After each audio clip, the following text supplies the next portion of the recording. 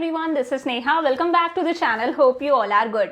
तो बच्चा हमारी प्रीवियस वीडियो के अंदर हम लोगों ने प्रोडक्शन फंक्शन स्टार्ट करा था, जहां मैंने आपको बताया था प्रोडक्शन फंक्शन क्या होता है, what is short run, what is long run, total product, marginal product and average product. बच्चा आज हम लोग इस चैप्टर का सबसे इंपॉर्टेंट टॉपिक डिस्कस करेंगे, लॉ ऑफ वेरिएबल प्रपोर्शंस, और कोशिश करेंगे हमारा ये चैप्टर हम लोग आज की वीडियो में कंप्लीट कर लें। So without wasting any time let's start. बच्चा लॉ ऑफ वेरिएबल प्रपोर्शंस, तो बच्चा सबसे पहले बता देती हूँ कि ये जो लॉ है ये प्रोडक्शन से रिलेटेड है। किससे रिलेटेड है बच्चा? ये लॉ प्रोडक्शन से रिलेटेड, कि कब हमारा प्रोडक्शन इंक्रीज होता है, कब हमारा प्रोडक्शन डिक्रीज होता है, प्रोडक्शन का बिहेवियर कैसा है, तो ये कौन बताता है? ये लॉ बताता है। और दूसरी और सबसे इम्पॉर्टेंट बात बच्चा, ये लॉ सिर्फ और सिर्फ शॉर्ट रन के अंदर अप्लाई होता है। कब अप्लाई होता है ये लॉ? सिर्फ और सिर्फ शॉर्ट रन के अंदर। तो ज़रा थोड़ा सा याद करते हैं। शॉर्ट रन मतलब बच्चा बहुत ही थोड़ा सा टाइम, बहुत ही शॉर्ट पीरियड ऑफ टाइम। जब अगर आपको प्रोडक्शन इंक्रीज करना है तो आप कुछ फैक्टर्स को इंक्रीज कर सकते हो, कुछ फैक्टर्स को आप इंक्रीज नहीं कर सकते। फॉर एग्जांपल, अगर आपको ज़्यादा आउटपुट प्रोड्यूस करना है, ज़्यादा प्रोडक्शन करना है, तो आप रॉ मटेरियल को इंक्रीज कर सकते हो, आप अपने लेबर्स को इंक्रीज कर सकते हो कि भाई 4 लेबर थे, आपने अपने लेबर बढ़ा के 10 कर दिए। बट बच्चा कुछ फैक्टर्स को आप इंक्रीज नहीं कर सकते। फॉर एग्जाम्पल, आप लैंड को इंक्रीज नहीं कर सकते शॉर्ट पीरियड ऑफ टाइम के अंदर, आप मशीनरी को इंक्रीज नहीं कर सकते शॉर्ट पीरियड ऑफ टाइम के अंदर। तो शॉर्ट रन एक ऐसा पीरियड ऑफ टाइम है जहां पर कुछ फैक्टर्स हमारे वेरिएबल फैक्टर्स होते हैं जिन्हें आप इंक्रीज या डिक्रीज कर सकते हो, और कुछ फैक्टर्स हमारे फिक्स्ड होते हैं जिन्हें आप इंक्रीज या डिक्रीज नहीं कर सकते। आती है बातें समझ में? तो बच्चा ये ध्यान रखना, ये लॉ सिर्फ और सिर्फ किस में अप्लाई होता है? शॉर्ट रन के अंदर, शॉर्ट पीरियड ऑफ टाइम के अंदर, जहाँ कुछ फैक्टर्स फिक्स्ड हैं, कुछ फैक्टर्स वेरिएबल हैं। तो बच्चा जब मैं वेरिएबल फैक्टर्स की बात करूंगी तो मैं लेबर बोल दूंगी। लेबर वेरिएबल फैक्टर है, लेबर को आप इंक्रीज कर सकते हो, डिक्रीज कर सकते हो। और जब मैं फिक्स्ड फैक्टर्स की बात करूंगी तो मैं या तो लैंड बोल दूंगी या फिर मैं मशीनरी बोल दूंगी। समझ जाना। तो बच्चा शुरू करते हैं, हमारा लॉ क्या कहता है। ध्यान रखना बच्चा, शॉर्ट रन में अप्लाई होता है, ये बेसिक अजम्पशन है इस लॉ का। Law of variable proportions, it states that if we increase application of variable factors and fixed factors remain constant। बच्चा लॉ कहता है कि अगर हम हमारे वेरिएबल फैक्टर्स को इंक्रीज करते जाएं, if we increase application of variable factors, अगर हम हमारे वेरिएबल फैक्टर्स को बढ़ाते जाएं, फॉर एग्जांपल लेबर को इंक्रीज करते जाएं, and fixed factors remain constant, और फिक्स्ड फैक्टर्स हमारे कांस्टेंट रहते हैं। फॉर एग्जांपल, लैंड को हम कांस्टेंट रख लें, मशीनरी को हम लोग कांस्टेंट रख लें, उसको हम इंक्रीज ना करें, तो मार्जिनल प्रोडक्ट में इनिशियली राइज। तो बच्चा शुरुआती में तो हमारा जो मार्जिनल प्रोडक्ट है वो इंक्रीज होगा। क्या होगा? हमारा मार्जिनल प्रोडक्ट इंक्रीज होगा। But a stage must come, but बच्चा एक स्टेज ऐसी आएगी, एक टाइम ऐसा आएगा when marginal product starts decreasing, जब हमारा मार्जिनल प्रोडक्ट डिक्रीज होने लग जाएगा। आती है बातें समझ में? इट में इवन बिकम जीरो और नेगेटिव, और वो डिक्रीज होके धीरे धीरे जीरो होके नेगेटिव भी हो सकता है। इतनी बातें क्लियर है? एक बार दोबारा पढ़ते हैं। इट स्टेट्स, लॉ कहता है, if we increase application of variable factors, अगर हम हमारे वेरिएबल फैक्टर्स को इंक्रीज करते जाएं, लेबर को 1 कर दें, 2 कर दें, 3 कर दें, 4 कर दें, 5 कर दें, लेबर को हम इंक्रीज पे इंक्रीज करते जा रहे हैं, and fix factors remain constant, but fixed factors को हम लोग क्या रख रहे हैं? कांस्टेंट रख रहे हैं। लैंड को हम 1 था 1 ही रख रहे हैं, लैंड को हम इंक्रीज नहीं कर रहे, तो मार्जिनल प्रोडक्ट में इनिशियली राइज, शुरुआती में हमारा मार्जिनल प्रोडक्ट डेफिनेटली इंक्रीज होगा। But a stage must come when marginal product starts decreasing, but एक स्टेज ऐसी आएगी कि हमारा मार्जिनल प्रोडक्ट डिक्रीज होने लग जाएगा, इनफैक्ट वो जीरो होके नेगेटिव भी हो सकता है। तो ये हमारा लॉ था। आती है बातें समझ में? अब बच्चा इसे हम लोग एक टेबल के थ्रू समझेंगे तो कॉन्सेप्ट और क्लियर होगा। बच्चा यूनिट्स ऑफ लैंड, लैंड क्या है? हमारा फिक्स्ड फैक्टर है। कौन सा फैक्टर है? फिक्स्ड फैक्टर है। दूसरा है यूनिट्स ऑफ लेबर, बच्चा लेबर क्या है? हमारा वेरिएबल फैक्टर है। तो बच्चा फिक्स्ड फैक्टर्स क्या रहते हैं? कांस्टेंट। देखो यहाँ पर लैंड क्या है? कांस्टेंट है, 1 था 1 ही है। और वेरिएबल फैक्टर्स को हमें इंक्रीज करना पड़ता है, अगर हमें प्रोडक्शन बढ़ाना है तो वेरिएबल फैक्टर्स को हम लोग यहाँ इंक्रीज कर रहे हैं। तो बच्चा लॉ क्या कहता है? अगर आप वेरिएबल फैक्टर्स को इंक्रीज करोगे, फिक्स फैक्टर्स कांस्टेंट हैं, तो मार्जिनल प्रोडक्ट शुरुआत में आपका इंक्रीज होगा। तो ध्यान से देखो, 1 लैंड 1 लेबर, मार्जिनल प्रोडक्ट कितना है? 2। 1 लैंड 2 लेबर, मार्जिनल प्रोडक्ट हुआ 3, देन मार्जिनल प्रोडक्ट हुआ 4। तो बच्चा शुरुआत में आपका जो मार्जिनल प्रोडक्ट है वो क्या हो रहा है? इंक्रीज हो रहा है। 2 से 3, 3 से 4 हो गया। आई बात समझ में? बट धीरे धीरे क्या होगा, एक स्टेज ऐसी आएगी कि मार्जिनल प्रोडक्ट क्या हो जाएगा, आपका डिक्रीज होने लगेगा। अब आगे देखो 4 से 3 हुआ, 3 से 2 हुआ, 2 से 1 हुआ और 1 से 0 हो गया। तो बच्चों यहाँ से आपका मार्जिनल प्रोडक्ट क्या होने लग गया, डिक्रीज होने लग गया। क्या होने लग गया, डिक्रीज होने लग गया। इनफैक्ट एक स्टेज ऐसी आई कि आपका मार्जिनल प्रोडक्ट जीरो होके नेगेटिव भी हो गया। तो यही तो ये लॉ कहता है कि शुरुआत में एमपी बढ़ेगा, देन एमपी डिक्रीज होगा, देन जीरो होके नेगेटिव भी हो सकता है। आती है बातें समझ में। अब अच्छा टीपी निकालना मैंने आपको सिखा रखा था। टीपी क्या है, एमपी का सम है। एमपी को प्लस कर दोगे तो क्या मिल जाएगा, टीपी। मार्जिनल प्रोडक्ट 2 था तो बच्चा यहाँ पर 2 आ गया। 2 + 3 कितना हो गया, 5। 5 + 4 कितना हो गया, 9। 9 + 3 12। 12 + 2 14। 14 + 1 15। 15 + 0 भी 15 है और 15 - 1 कितना हो गया, 14। तो बेटा टीपी कुछ नहीं है, एमपी का क्या है, सम है। जब आप एमपी को प्लस कर दोगे, एमपी का सम कर दोगे तो आपको क्या मिल जाएगा, आपका टोटल प्रोडक्ट। तो बच्चा यहाँ तक अच्छे से कॉपी कर लो। अब इसी लॉ को हम लोग डायग्राम की हेल्प से भी समझेंगे। तो बच्चा अभी हम लोगों ने हमारे टेबल में क्या देखा था कि मार्जिनल प्रोडक्ट 2 से 3 हुआ, 3 से 4 हुआ। मतलब ये मार्जिनल प्रोडक्ट पहले क्या होता है, इंक्रीज होता है। देन बेटा 4 से 3, 3 से 2, 2 से 1, 1 से 0। मतलब यहाँ पर ये मार्जिनल प्रोडक्ट क्या हुआ, हमारा डिक्रीज हुआ। देन बेटा 0 से नेगेटिव हो गया। आई बात समझ में। तो ये टेबल हम लोगों ने डिस्कस कर ली थी। अब देखते हैं इसको ग्राफ पे कैसे रिप्रेजेंट करेंगे। तो बच्चा 2 ग्राफ बनाना, एक ग्राफ बनाना टोटल प्रोडक्ट का, एक ग्राफ बनाना मार्जिनल प्रोडक्ट का। दोनों को इसी तरह से बनाना कि साथ में दोनों का रिलेशन एक्सप्लेन कर सको। तो बच्चा एक्स एक्सिस पर हम लोग दिखा रहे हैं units of variable factor. Variable factor मतलब हमारा लेबर।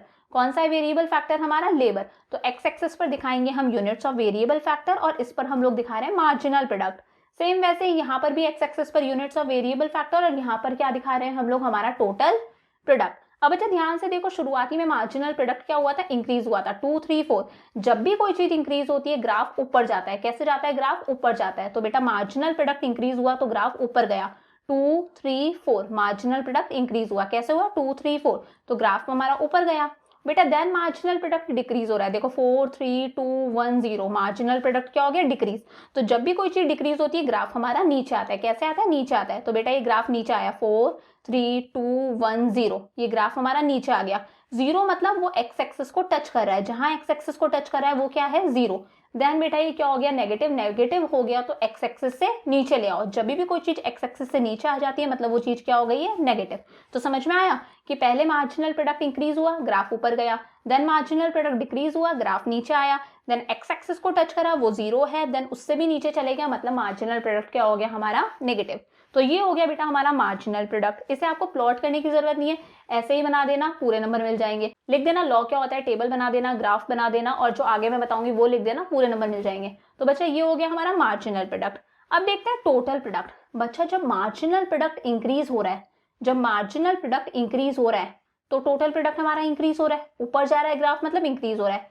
जब मार्जिनल प्रोडक्ट डिक्रीज हो रहा है तो भी बेटा हमारा टोटल प्रोडक्ट इंक्रीज हो रहा है। देखो यहाँ से ग्राफ ऊपर था और ऊपर ही जा रहा है, नीचे आना तो यहाँ से स्टार्ट करा है ग्राफ ने। तो बेटा जब तक ग्राफ ऊपर जा रहा है मतलब टोटल प्रोडक्ट इंक्रीज हो रहा है। यहाँ तक आपका टोटल प्रोडक्ट क्या हो रहा है, इंक्रीज हो रहा है। ध्यान से देखना, 2 5 9 12 14 15 15 15 तक आपका टीपी इंक्रीज हो रहा है। 15 के बाद में डिक्रीज होना स्टार्ट हुआ है।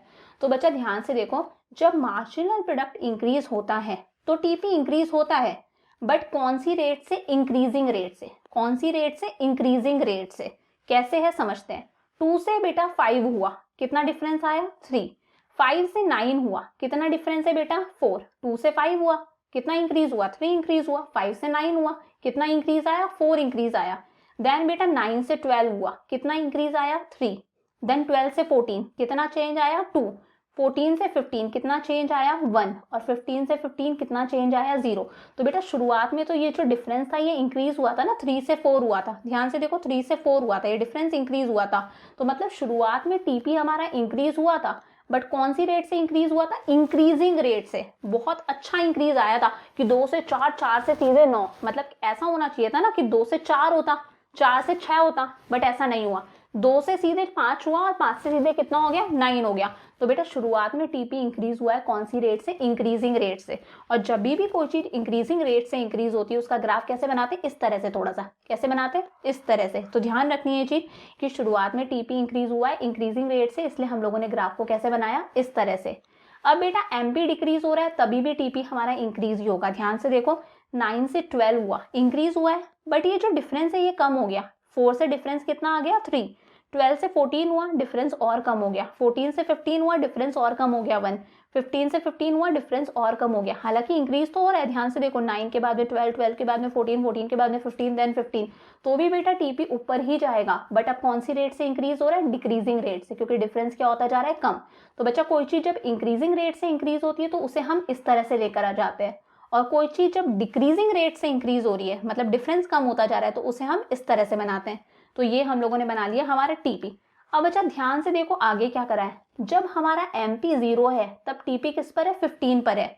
ये जो 15 है ये पूरे टीपी का हाईएस्ट लेवल है। हाईएस्ट लेवल है या नहीं है, 15 सबसे बड़ा है। तो बच्चा जब एमपी 0 था तब टीपी क्या है, अपनी पीक पर है। पीक मतलब हाईएस्ट पॉइंट पर है। और जैसे ही एमपी नेगेटिव हुआ टीपी हमारा डिक्रीज होने लग गया, 15 से 14 पर आ गया, मतलब नीचे आ गया। तो ये टीपी हमारा डिक्रीज होकर 14 पर आ गया। आता है समझ में, एक बार दोबारा देखते हैं। एमपी जब इंक्रीज हो रहा है तो भी टीपी इंक्रीज हो रहा है, बट कौन सी रेट से इंक्रीज हो रहा है, इंक्रीजिंग रेट से। जब एमपी डिक्रीज हो रहा है तो भी टीपी इंक्रीज हो रहा है, बट कौन सी रेट से इंक्रीज हो रहा है, डिक्रीजिंग रेट से। जैसे ही एमपी नेगेटिव हुआ टीपी क्या होने लग गया, डिक्रीज होने लग गया। आती है बातें समझ में। तो बच्चा ये जो शुरुआत की स्टेज है जब एमपी इंक्रीज हो रहा है, इसे हम लोग बोलते हैं इंक्रीजिंग रिटर्न्स। क्या बोलते हैं, इंक्रीजिंग रिटर्न्स। क्या कहते हैं, इंक्रीजिंग रिटर्न्स। बच्चा जब एमपी हमारा डिक्रीज होता है इसे बोलते हैं डिमिनिशिंग रिटर्न्स। क्या बोलते हैं, डिमिनिशिंग रिटर्न्स। क्या कहते हैं बेटा, डिमिनिशिंग रिटर्न्स। और जैसे ही एमपी हमारा नेगेटिव हुआ इसे हम लोग बोलेंगे नेगेटिव रिटर्न्स। क्या कहेंगे, नेगेटिव रिटर्न्स। जब एमपी इंक्रीज हो रहा है तो उसे क्या कहेंगे हम लोग, इंक्रीजिंग रिटर्न्स। एमपी डिक्रीज हो रहा है उसे क्या कहेंगे, डिमिनिशिंग रिटर्न्स। और एमपी नेगेटिव हो रहा है उसे हम लोग क्या कहेंगे, नेगेटिव रिटर्न्स। अब फटाफट से इन दोनों के बीच का रिलेशन देख लो। इनिशियली एमपी इज इंक्रीजिंग, शुरुआती में एमपी इंक्रीज हो रहा है। व्हेन एमपी इंक्रीजेस, जब एमपी इंक्रीज होता है तो TP increases eight increasing rate. तब टीपी भी इंक्रीज हो रहा है, बट कौन सी रेट से, इंक्रीजिंग रेट से। इंक्रीजिंग रेट मतलब ग्राफ इस तरह से जा रहा है। सेकंड कहता है व्हेन एमपी डिक्रीजेस, जब एमपी हमारा डिक्रीज होने लग जाता है, ये जो फेज है जब एमपी डिक्रीज हो रहा है तो टीपी इंक्रीज होता है डिक्रीजिंग रेट से। तो टीपी इंक्रीज तो हो रहा है बट कौन सी रेट से, डिक्रीजिंग रेट से। इस तरह से व्हेन एमपी इज 0, जब एमपी हमारा 0 है तो बच्चा टीपी इज मैक्सिमम। तो टीपी अपनी पीक पर है। देख लो पूरे टीपी के ग्राफ में सबसे ऊपर पॉइंट कौन सा है, ये पॉइंट है, मतलब टीपी अपनी पीक पर है, मैक्सिमम है। व्हेन एमपी बिकम्स नेगेटिव, जैसे ही एमपी बच्चा हमारा नेगेटिव हो जाएगा टीपी क्या होने लग जाएगा, हमारा डिक्रीज होने लग जाएगा। तो बच्चा ये हम लोगों ने हमारा लॉ डिस्कस कर लिया कि लॉ क्या कहता है। लॉ की हम लोगों ने टेबल देख ली और हमारा ग्राफ देख लिया। बट अभी खत्म नहीं हुआ, अभी आपको देखना है कि बच्चा इंक्रीजिंग रिटर्न्स के पीछे क्या कारण है, क्या कॉजेज हैं, डिमिनिशिंग रिटर्न के पीछे क्या कॉजेज हैं। तो फटाफट से यहाँ तक का अच्छे से कॉपी करो और डिस्कस करते हैं क्या क्या कॉजेज हैं इनके पीछे। अब बच्चा अभी हम लोगों ने देखा था कि मार्जिनल प्रोडक्ट जब इंक्रीज होता है तो उसे हम लोग क्या कहते हैं, इंक्रीजिंग रिटर्न्स। क्या कहते हैं, increasing returns. Then marginal product हमारा जब डिक्रीज होता है उसे हम लोग बोलते हैं डिमिनिशिंग रिटर्न्स। तो बेटा इंक्रीजिंग रिटर्न्स और डिमिनिशिंग रिटर्न्स के पीछे क्या रीजन है कि शुरुआत में हमारा मार्जिनल प्रोडक्ट क्यों इंक्रीज होता है, उसके पीछे क्या कॉजेज है। तो बेटा फर्स्ट है fuller utilisation of the fixed factor. बच्चा पहले जो हमारा लैंड था या फिर पहले जो हमारी मशीन थी उस पर कोई भी लेबर काम नहीं कर रहे थे। तो बेटा कोई भी लेबर काम नहीं कर रहे थे तो प्रोडक्शन क्या था, 0 था। प्रोडक्शन क्या था हमारे पास में, 0 था। अब बेटा उस पर आप लोगों ने लेबर लगा दिए, तो जैसे ही लेबर लगाओगे अपने आप कोई ना कोई प्रोडक्शन होने लगेगा। जो मशीनरी फ्री थी उस पर कोई काम नहीं हो रहा था तो कोई प्रोडक्शन नहीं था। उस पर आपने लेबर लगाया तो बेटा प्रोडक्शन हुआ। उस पर आपने और लेबर्स लगाए तो और प्रोडक्शन हुआ, और लेबर इंक्रीज करे और प्रोडक्शन हुआ। तो बेटा शुरुआत में जो हमारे फिक्स फैक्टर्स थे वो क्या थे, अंडर यूटिलाइज्ड, उन पे कोई काम नहीं हो रखा था। उस पर जब आपने लेबर्स को बढ़ाया तो वो लोग उस पर काम करने लगे और टोटल प्रोडक्शन क्या हुआ, इंक्रीज हुआ। मार्जिनल प्रोडक्ट हमारा क्या होने लगा, इंक्रीज होने लगा। तो फुलर यूटिलाइजेशन हुआ हमारे फिक्स फैक्टर्स का। सेकेंड रीजन क्या है बेटा, division of labour and increase in efficiency. बेटा जैसे जैसे आप अभी अपने आप को शुरुआत में लेबर्स इंक्रीज करते जा रहे हो, लेबर आपने 1 था, देन 2 करा, देन 3 करा, तो बेटा जब ज़्यादा लेबर आ गए तो बेटा डिवीजन ऑफ लेबर होगा, काम क्या हो जाएगा, डिवाइड हो जाएगा। जो पर्सन जिस काम में स्पेशलाइज्ड है, एक्सपर्ट है, वो पर्सन वही काम करेगा। कि भाई ये पर्सन पॉलिश करने में एक्सपर्ट है तो वो पॉलिश करेगा, ये पर्सन कटिंग करने में एक्सपर्ट है तो ये कटिंग करेगा। आई बात समझ में। तो यहाँ पर अच्छे से डिवीजन ऑफ लेबर होता है कि जो पर्सन जिसमें स्पेशलाइज्ड है वो वही काम करता है, तो एफिशिएंसी इंक्रीज होती है। एफिशिएंसी इंक्रीज होती है तो हमारा मार्जिनल प्रोडक्ट क्या होगा, इंक्रीज होगा। थर्ड है बेटा better coordination between the factors. अभी बेटा एक लैंड पर एक लेबर काम कर रहा है, बहुत अच्छा कोऑर्डिनेशन है। एक लैंड पे 2 लेबर काम कर रहे हैं, अच्छा कोऑर्डिनेशन है। एक लैंड पे 3 लेबर काम कर रहे हैं, बहुत अच्छा कोऑर्डिनेशन है। तो एक अच्छा सा तालमेल बैठा रहता है कि भाई एक लैंड पर 3 लोग अच्छे से काम कर सकते हैं, 4 लोग अच्छे से काम कर सकते हैं। हालांकि ज़्यादा लोग अच्छे से काम नहीं कर सकेंगे, अभी हम लोग आगे देखेंगे। जब ज़्यादा लेबर आ जाएंगे तो प्रोडक्शन क्या हो जाएगा, उल्टा डिक्रीज हो जाएगा, आपस में लड़ाइयाँ होंगी, प्रॉब्लम्स क्रिएट होंगी। तो बच्चा शुरुआत में एक लैंड पे कुछ लिमिटेड नंबर ऑफ लेबर रहते हैं, एक मशीनरी पर कुछ लिमिटेड नंबर ऑफ लेबर रहते हैं, तो एक अच्छा सा कोऑर्डिनेशन बना रहता है, एक अच्छा सा तालमेल बना रहता है, तो प्रोडक्शन अपने आप क्या होता है, इंक्रीज होता है। अब आगे देखते हैं डिमिनिशिंग रिटर्न्स, कि भाई हमारा एमपी डिक्रीज क्यों होने लगता है, हमारा एमपी नीचे क्यों जाने लगता है, प्रोडक्शन हमारा कम क्यों होने लगता है। मार्जिनल प्रोडक्ट मतलब प्रोडक्शन हमारा कम क्यों होने लगता है। तो बेटा फर्स्ट है फिक्सिटी ऑफ द फैक्टर। बेटा अब ये एक ही पीस ऑफ लैंड है, इस पे आप लेबर इंक्रीज करते जा रहे हो, लेबर आपने 4 कर दिए, 5 कर दिए, 6 कर दिए, 7 कर दिए, तो बेटा ये जो लेबर है वो इस लैंड को क्या कर देंगी, अब ओवर यूटिलाइज, क्या कर देंगी, ओवर यूटिलाइज, बहुत ज़्यादा यूज़ कर लेंगे। मतलब ये जो लैंड है ये खराब होने लग जाएगा, जो मशीनरी है वो धीरे धीरे ओवर यूज़ की वजह से, वियर एंड टीयर की वजह से धीरे धीरे खराब होगी। आई बात समझ में, फालतू में एक्सीडेंट्स होंगे, मशीनरी डैमेज होगी, तो अपने आप हमारा टोटल प्रोडक्ट क्या होने लग जाएगा, धीरे धीरे डिक्रीज होने लग जाएगा।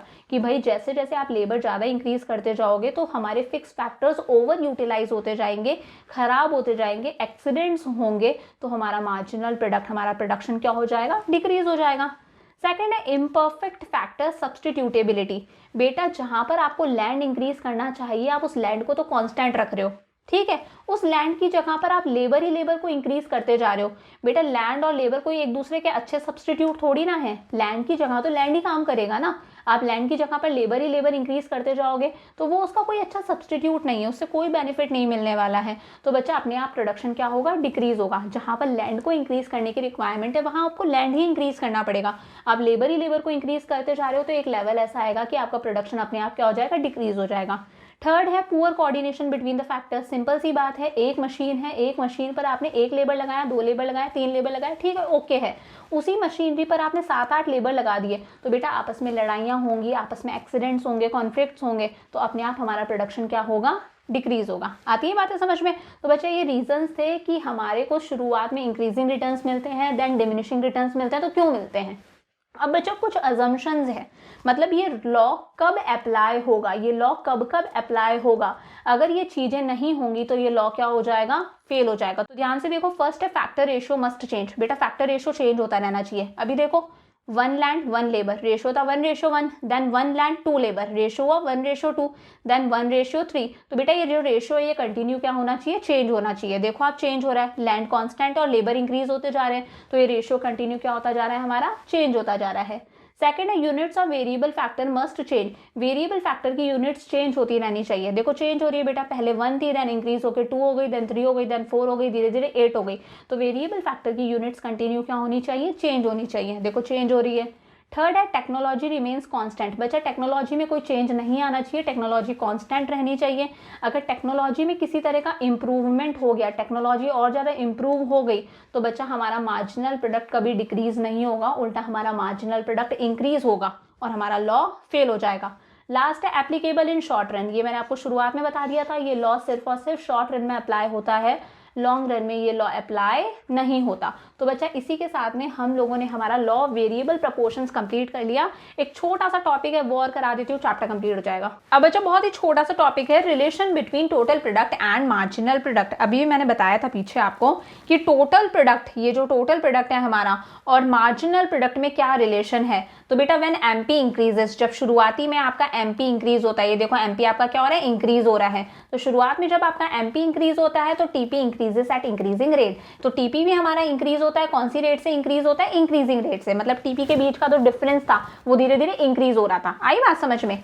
सेकंड कहता है व्हेन एमपी स्टार्ट्स डिक्रीजिंग, जैसे ही एमपी आपका डिक्रीज होने लग जाएगा, नीचे आ रहा है, तो बेटा आपका टीपी इंक्रीज तो होगा, बट कौन सी रेट से, डिक्रीजिंग रेट से। कि टीपी ऊपर जा रहा है, ऊपर जा रहा है मतलब इंक्रीज तो डेफिनेटली हो रहा है, बट कौन सी रेट से, डिक्रीजिंग रेट से। डिक्रीजिंग रेट मतलब जो टीपी के बीच का डिफरेंस था वो क्या होने लग गया था, डिक्रीज होने लग गया था। टेबल में चेक कर लेना। व्हेन एमपी इज नेगेटिव, जैसे ही हमारा एमपी नेगेटिव होता है, टीपी इज मैक्सिमम। तो टीपी क्या है बेटा, अपनी पीक पर है, टीपी क्या है यहाँ पर, मैक्सिमम है। जब एमपी हमारा 0 हो गया तो टीपी क्या है, मैक्सिमम है। Last when MP becomes negative, जैसे ही एमपी हमारा नेगेटिव हुआ टीपी स्टार्ट्स डिक्लाइनिंग, टीपी क्या हो जाएगा, डिक्रीज हो जाएगा, नीचे आने लग जाएगा। तो टीपी क्या होने लग जाएगा, डिक्रीज होने लग जाएगा। तो बहुत ही सिंपल सा था, फटाफट से रिवाइज करते हैं। जब एमपी इंक्रीज होगा तो टीपी इंक्रीज होगा एट इंक्रीजिंग रेट, जब एमपी डिक्रीज होगा तो टीपी इंक्रीज होगा एट डिक्रीजिंग रेट, जब एमपी 0 है तो टीपी अपनी पीक पर है, जैसे ही एमपी नेगेटिव हुआ टीपी डिक्रीज होने लग जाएगा। तो बहुत इंपॉर्टेंट है, अच्छे से याद रखना, ये रिलेशन बहुत बार एग्जाम में आता है। अब बेटा नेक्स्ट रिलेशन है हमारा एमपी का और एपी का, ठीक है। तो बेटा हम लोगों ने यहाँ पर एक्स एक्सेस पर यूनिट्स ऑफ वेरिएबल फैक्टर दिखा दिए, वाई एक्सेस पर हम लोगों ने हमारा मार्जिनल प्रोडक्ट दिखाया है, और मैं लिखना भूल गई एवरेज प्रोडक्ट भी दिखाया है। अब इस ग्राफ को मत देखना, सिर्फ नीचे वाले ग्राफ को देखना। तो बेटा when MP is more than AP, बेटा जब एमपी एपी से ज़्यादा है, बेटा अगर मैंने एक ग्राफ बनाया है और ये दो लाइंस है, बेटा जो लाइन ऊपर होती है वो लाइन क्या होती है, मोर होती है। जो लाइन ऊपर है वो क्या बता रही है कि वो चीज़ ग्रेटर है। तो बेटा ये जो येलो वाला है ये है एमपी का, और जो व्हाइट वाला है वो है एपी का। तो बेटा जब एमपी एपी से ज़्यादा है, मतलब इस पॉइंट से पहले देखो एमपी एपी से ज़्यादा है, इस पॉइंट से पहले येलो वाला ग्राफ ही ऊपर है ना, मतलब एमपी एपी से ज़्यादा है। यहाँ पर एमपी क्या है, एपी से ज़्यादा है। तो बच्चा जब एमपी एपी से ज़्यादा होता है तब एपी क्या होता है, इंक्रीज होता है। ध्यान से देखो, जब एमपी एपी से ऊपर है तब तक एपी आपका इंक्रीज हो रहा है। इंक्रीज हो रहा है मतलब एपी का ग्राफ ऊपर जा रहा है, ऊपर जा रहा है मतलब एपी क्या हो रहा है, इंक्रीज हो रहा है। When MP is less than AP, जैसे ही एमपी एपी से लेस देन होगा, ध्यान से देखो बेटा इस पॉइंट के बाद में एपी ऊपर है एमपी नीचे है, जो नीचे होता है वो लेस होता है, मतलब एमपी क्या हो गया, लेस हो गया एपी से। जैसे ही एमपी एपी से लेस होगा एपी आपका डिक्रीज होने लग जाएगा। देखो बेटा इस पॉइंट से एपी डिक्रीज होने लग गया, नीचे आ रहा है मतलब क्या हो रहा है, डिक्रीज हो रहा है। When MP is equal to AP, जब एमपी और एपी इक्वल है इस पॉइंट पर, ये जो पॉइंट है एपी इज मैक्सिमम, वहां पर एपी मैक्सिमम है। ध्यान से देखो बेटा ये एपी का कर्व था, एपी का सबसे पीक पॉइंट कौन सा है, यही पॉइंट है ना। तो जब एमपी और एपी दोनों इक्वल होते हैं तब एपी अपनी पीक पर होता है, एपी का वो मैक्सिमम पॉइंट होता है। और लास्ट है एमपी कैन बी जीरो और नेगेटिव, बेटा एमपी आपका जीरो और नेगेटिव हो सकता है, but AP is always positive, but AP कभी भी आपका नेगेटिव नहीं होगा। एपी हमेशा और हमेशा क्या रहता है, एक्स एक्सिस से ऊपर रहता है। एपी हमेशा क्या रहता है, आपका पॉजिटिव रहता है। याद रहेगा, एक बार रिवाइज करते हैं। जब एमपी एपी से ज़्यादा है, मतलब ऊपर है एमपी का ग्राफ, तब तक बेटा आपका एपी इंक्रीज होगा। जब एमपी एपी से लेस देन है, एमपी का ग्राफ नीचे है, तब एपी आपका डिक्रीज होने लग जाएगा। जब एमपी और एपी दोनों इक्वल हैं तब एपी अपनी पीक पर है, उसका मैक्सिमम पॉइंट है। बच्चा एमपी कभी भी जीरो या नेगेटिव हो सकता है, बट एपी कभी भी जीरो या नेगेटिव नहीं होगा। सो बच्चा इसी के साथ में हम लोगों ने हमारा चैप्टर प्रोडक्शन फंक्शन कंप्लीट कर लिया। आई होप ये चैप्टर आपको अच्छे से क्लियर हो गया होगा, और अगर किसी तरह का कोई डाउट है, कोई क्वेरी है, तो मुझसे कॉमेंट सेक्शन में आप कभी भी पूछ सकते हो। सो बच्चा वीडियोज़ को अच्छे से लाइक करो, चैनल को सब्सक्राइब कर लो, और साथ साथ में अपने दोस्तों के साथ में अच्छे से शेयर करो। See you in the next video, bye for now.